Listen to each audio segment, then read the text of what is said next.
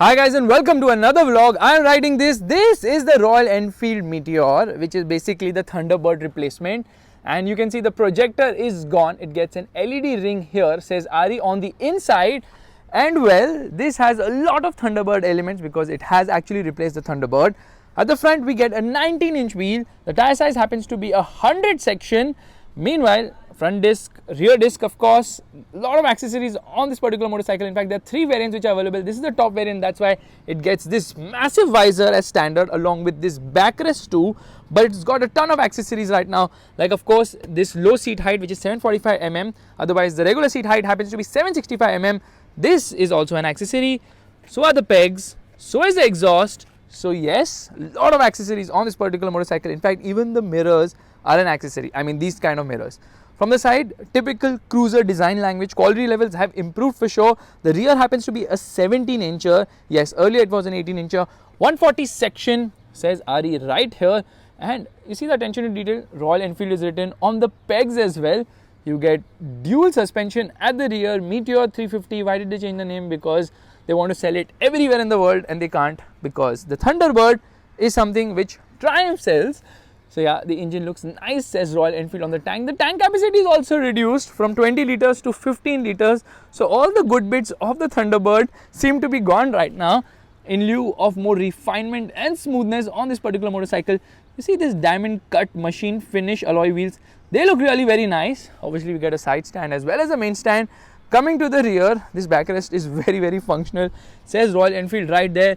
Yeah, I mean, quite plain and basic light treatment as such. Now this seems to be an LED. The indicators are not LEDs.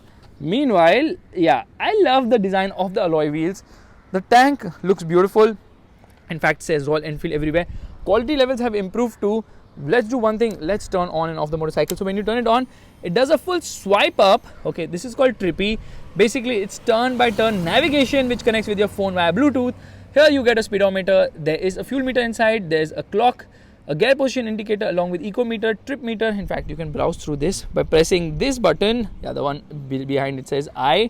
Yeah, press this button. There are only 3 things: trip A, trip B, and the odo. That's about it. It's done 167 kilometers in total, and it came to us at I think 10 kilometers or so. So we've been riding it for a long time. New switchgear too. Okay, this is for the light, of course. This is for the indicator. This is the horn. Horn is kind of loud. Again, new switchgear. This is the engine kit switch. Okay, this is for the starter here. The motorcycle comes to life, and you know what? They've removed the tachometer from here, which is again disappointing. Let's rev it. Quite smooth, huh? It doesn't vibrate like how Royal Enfields are known to vibrate. Yep, let's do one thing. Let's just start getting to ride. Okay, let's start riding basically. Turning on the motorcycle, there it rose to life without any of the uneasiness which was there in the older Thunderbird, because the engine is new. Let's rev it straight away. I can't believe it is so freaking smooth. It's insanely smooth, this engine. And brakes are also quite strong on this motorcycle, and I can't believe with so much confidence I'm riding this machine. Oh my god, the Thunderbird has grown up into a Meteor and it's become so much better than before. Wow. So what is new? Well, the engine is new, the chassis is new, everything is new. This is a grounds up new motorcycle. That's the reason why it feels so better to ride. Engine feels punchy as expected. You know why it feels punchy? Well, the fact is that the engine has said bye to push-rod technology, and now it gets SOHC, so there are less vibrating parts. The engine is more compact, and that's the reason why it just feels so much better than before. The punch is very nice. Low end is good, nice and punchy. Mid-range is nice and wide and strong as well. And this is a motorcycle which feels, oh my god, so better than before. I didn't expect the Meteor 350 to be so good. Brakes are so strong with good feedback as well. So here, nice punch.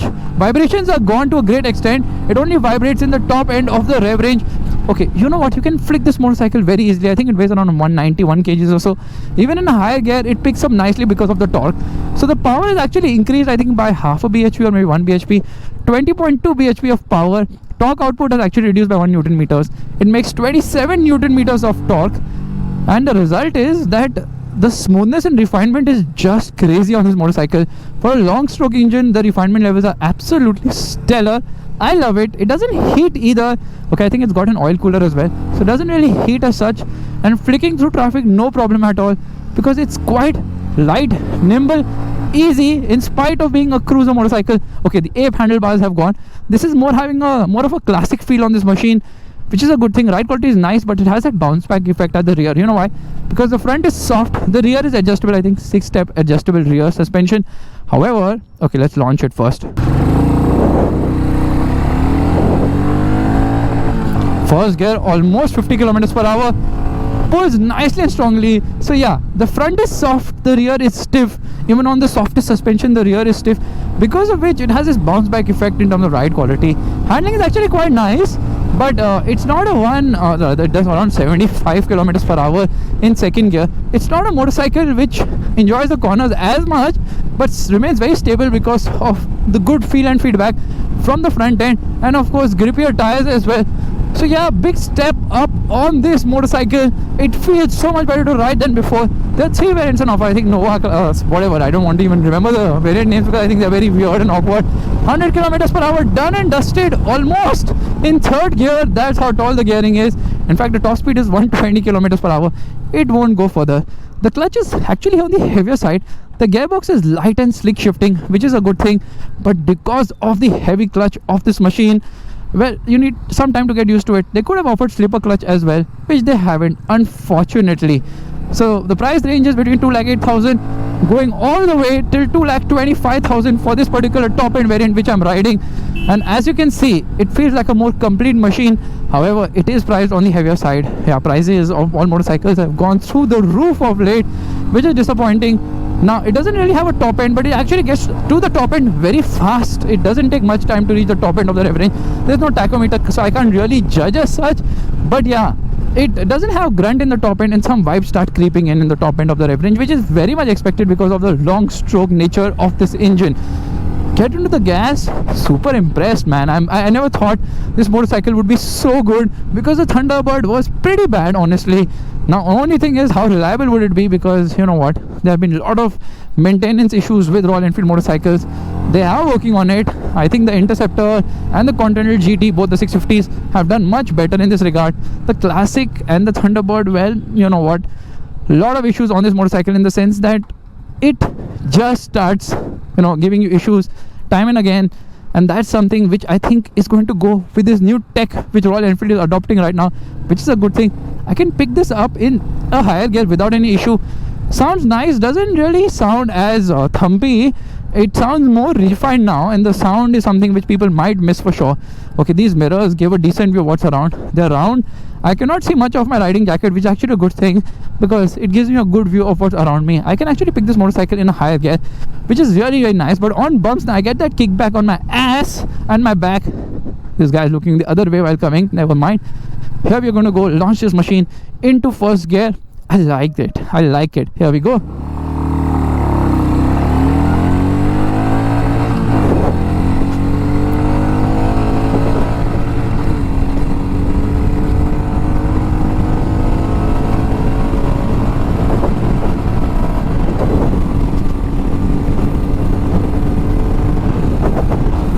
It's a 5-speed gearbox. The pegs are really front set, so you take some time getting used to it. But the handlebar is so much more communicative than before.